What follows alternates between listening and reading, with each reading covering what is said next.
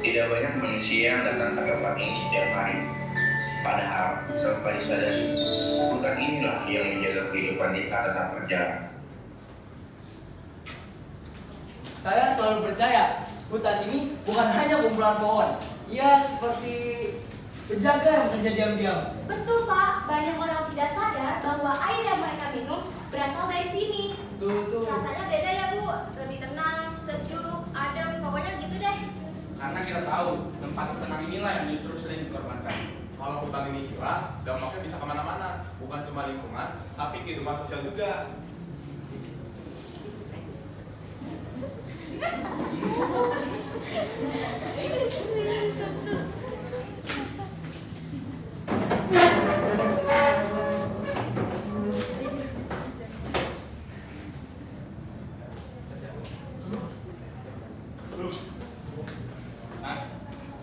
Langkah mereka menyusuri tanah yang lembab terasa pelan, seolah tak ingin mengganggu ketenangan hutan. Namun, di balik ketenangan itu, ada kekhawatiran yang mulai tumbuh.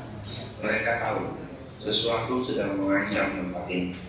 Dan ancaman itu bukan datang dari alam, melainkan dari manusia sendiri. Lihat. Katanya kawasan ini mau jadi resort wisata. Ah, seriusan resort yang besar itu? Biasanya bakal ada penebangan hutan karena akan dibangun jalan baru dan hotel. Dan saat pohon ditebang, tanah akan kehilangan pegangan, air pun tak lagi tertahan. Masalahnya, masalah seperti ini sering dianggap sepele karena dampaknya tidak langsung terlihat. Makanya warga harus tahu dari awal sebelum semuanya diputuskan. Betul.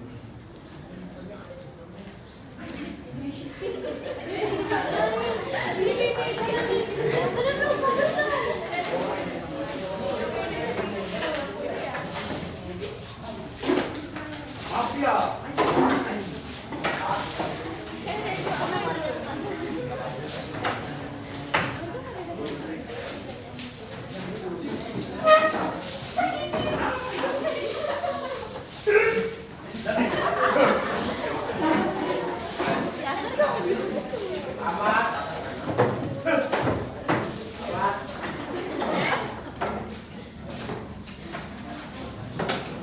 Terlalu tinggi. Ketinggian.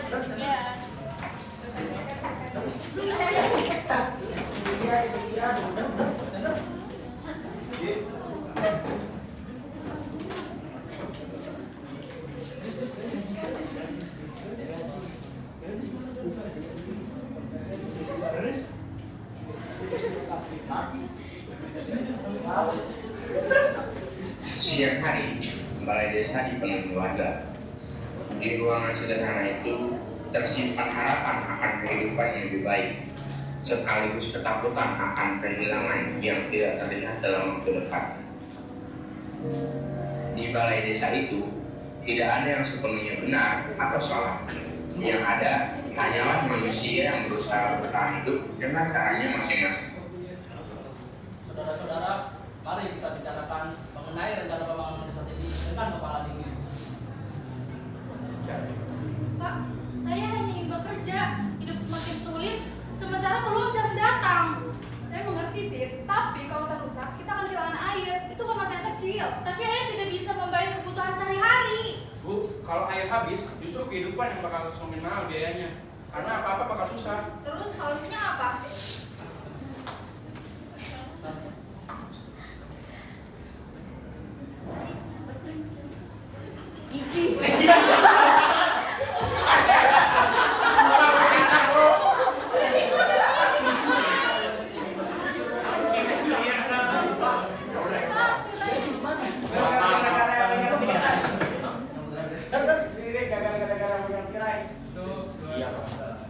Tiba-tiba pintu balai desa terbuka. Seorang pria dengan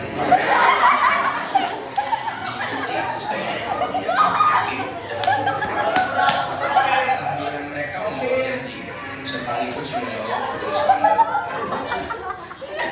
Saya datang ke sini membawa kesempatan.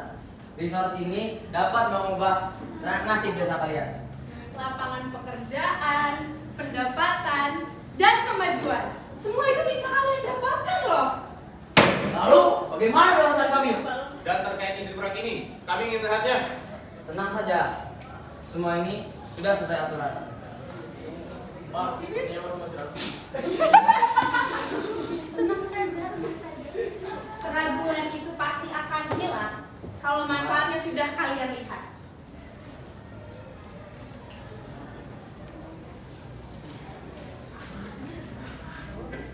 Janji-janji terdengar meyakinkan, namun di antara warga masih ada rasa tidak nyaman, seolah ada sesuatu yang belum sepenuhnya terungkap. Pembicaraan berlanjut, namun suasana perlahan berubah. Nada suara menjadi lebih tajam dan pilihan yang tersedia terasa semakin sempit. Kalau proyek ini kalian tolak, perusahaan tidak bisa menjanjikan bantuan apapun. Wah, jadi kami harus memilih hidup seperti sekarang atau bagaimana? Itu nama tekanan, bukan pilihan. Harap tenang saudara-saudara dan kembali dengan duduknya masing-masing.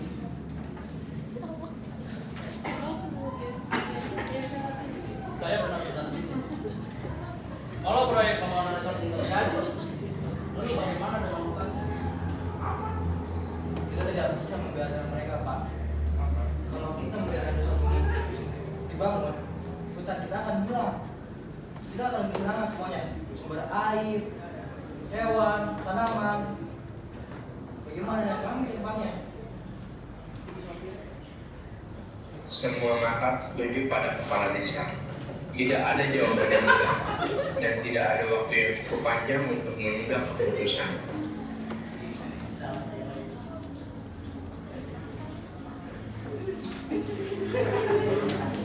Kayaknya berulang-ulang.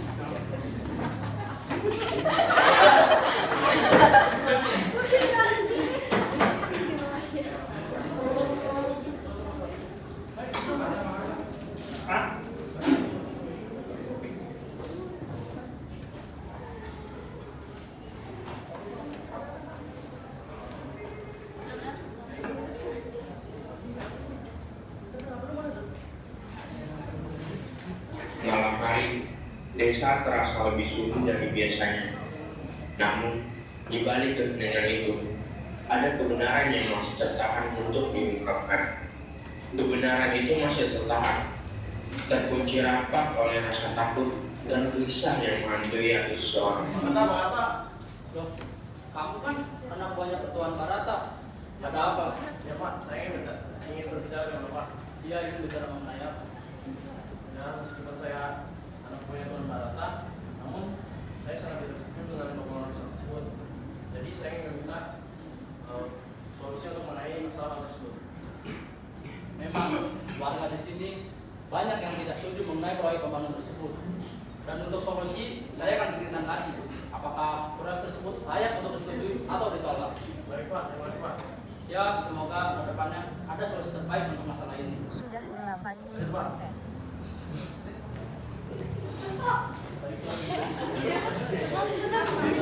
Di sisi lain, kegelisahan masih terasa di kepala banyak orang.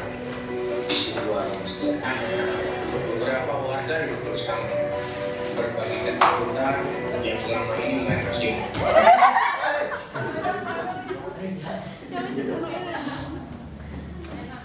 Ibu silakan dimakan ya. Lihat deh, ini berita tentang desa kita gak sih? Oh, kok jadi itu jadi? Iya, siapa berita saya jadi? Saya udah jawab, saya udah takut bilang sama dia. Saya juga takut. Saya yakin tambah banyak tambah ya. Mungkin kita bisa cari solusi lainnya, Bu. Iya, betul, Bu. Banyak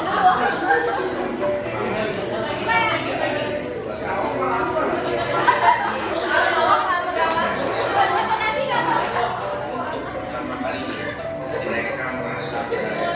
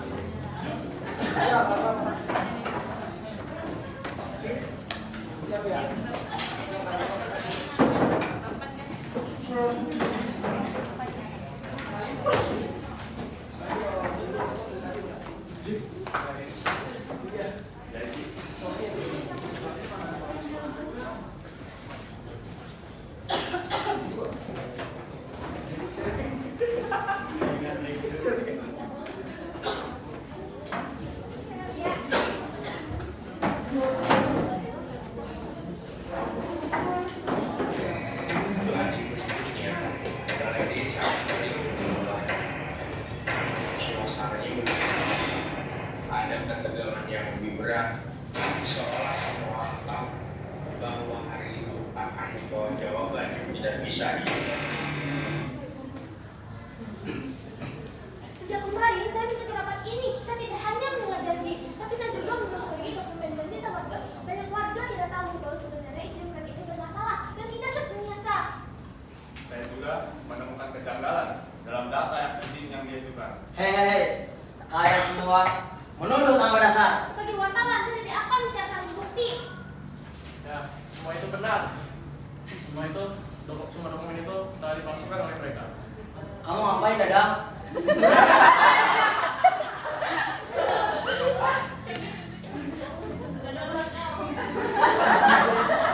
Kecurangan meyakini tidak ada lagi yang bisa disembunyikan.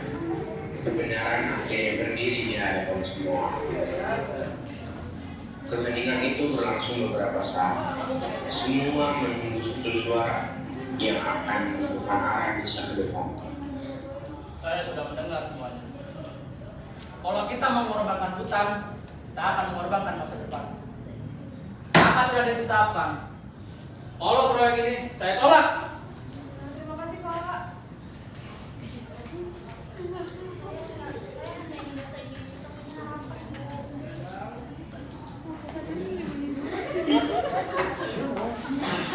Keputusan itu tidak disambut sorak-sorai, tetapi dengan kelegaan yang pelan. Sebuah pilihan berat telah diambil.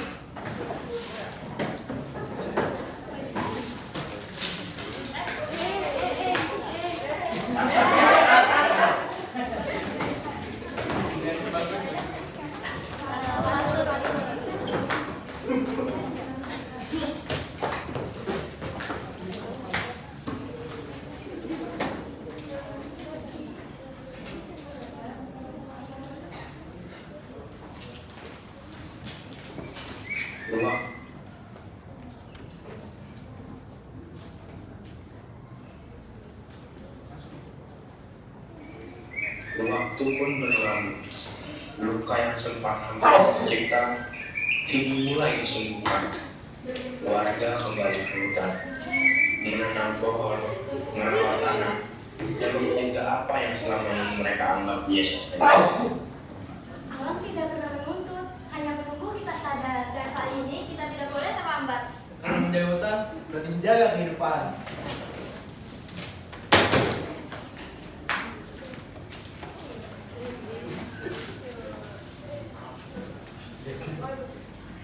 Dari hutan ini desa belajar. Menjaga hutan bukan hanya merusak, tapi dengan menjaganya bersama-sama. 1, 2, 3. Jaga!